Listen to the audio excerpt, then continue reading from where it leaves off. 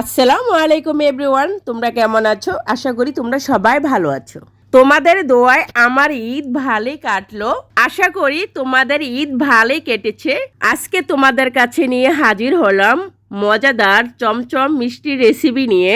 তোমরা তো সবাই দোকানে যাও চড়া দামে চমচম মিষ্টি কিনতে, তবে আর নয়, এখন বাসায় বানিয়ে বাচ্চাদের বানিয়ে খাওয়াতে পারো খুব অল্প সময় কম খরচে।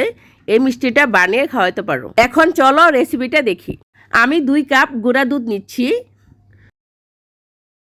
হাফ কাপ চিনি নিচ্ছি, তোমরা চাইলে বেশি নিতে পারো। আমি 1 চামচ ময়দা নিচ্ছি, 1 চামচ বেকিং পাউডার নিচ্ছি, 1 চা চামচ কর্নফ্লাওয়ার নিচ্ছি, স্বাদ মতো লবণ দিচ্ছি। সবগুলো উপকরণ দিয়ে মিক্স করে নিব। যাতে সবগুলো একসাথে মিশে যায়, আমি এখানে ঘি দিয়ে দিব। আমি এখানে ঘি নিব 1 চা চামচের মতন, তবে ঘিটা অবশ্যই নিতে হবে, স্কিপ করা যাবে না। ঘিয়ের সাথে সবগুলো উপকরণ মিক্স করতে হবে। আমি এখানে 1 কাপের মতো ছানা নিচ্ছি, তবে আমি আগে ছানাটা করে রেখে দিয়েছিলাম। ছানাটা ভালোভাবে ম্যাশ করতে হবে। গুঁড়া দুধের সাথে আমি ছানাটা মিক্স করে নিব। তবে তোমরা চাইলে এখানে পুরা ছানা দিয়ে করতে পারো মিষ্টিটা। এই চমচম মিষ্টিটা যাতে খুব সফট হয়, সেজন্য আমি গুঁড়া দুধটা ইউজ করলাম। তোমরা চাইলে আমার মতন গুঁড়া দুধ দিয়ে করতে পারো। তবে হাতে একটু ঘি মেখে নিলাম, যাতে মাখাটা সুন্দর হয়, হাতে লেগে না আসে। এই মাখার ভিতরে মিষ্টিটা খুবই সফট হবে।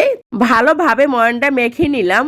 চমচম মিষ্টি বানানোর জন্য ডোটা কমপ্লিট। এখন আমি মিষ্টি বানিয়ে নিব। চমচম মিষ্টির শেপ মতন বানিয়ে নিব। তোমরা ভালোভাবে দেখো কিভাবে আমি শেপটা দিচ্ছি। তোমাদের বোঝার জন্য আমি আরেকবার বানিয়ে নিচ্ছি।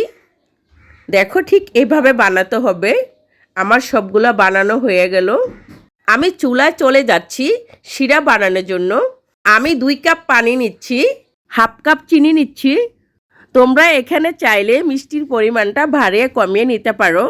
আমি এখন শিরাটা তৈরি করে নিব। ভালোভাবে একটু নেড়ে চেড়ে কষিয়ে নিব। চিনি শিরাটা এখন কমপ্লিট। শিরার ভিতরে আমি বানানো মিষ্টিগুলো এখন দিয়ে দিব। সবগুলো একসাথে দেওয়া যাবে না, তবে একটা একটা করে দিতে হবে। এখন আলতোভাবে নাড়বো। আমি এখন ঢাকনা দিয়ে রাখবো 5 মিনিটের জন্য। 5 মিনিট পরে আবার ঢাকনা খুলে নিব, আবার একটু নেড়ে ছেড়ে দিব। এই মিষ্টিটা বানানোর জন্য ঢাকনা দিয়ে দিয়ে রাখতে হবে আর নাড়তে হবে। এইভাবে মিষ্টিটা পুরাটা কমপ্লিট করতে হবে।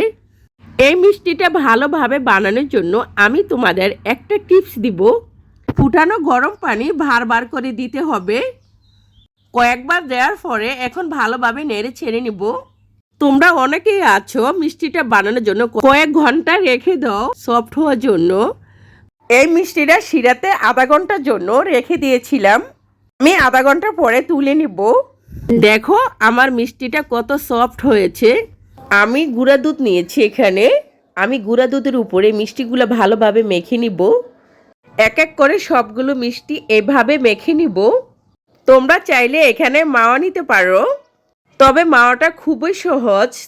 মাওয়াটা বানানোর জন্য একটু ঘি গুঁড়া দুধ দিয়ে মাখিয়ে নিতে পারো। দেখো খুব সহজে মিষ্টিগুলো বানানো হয়ে গেল, কম খরচে খুব সহজভাবে। দেখো দেখতে কি ভালো লাগে, তাই না?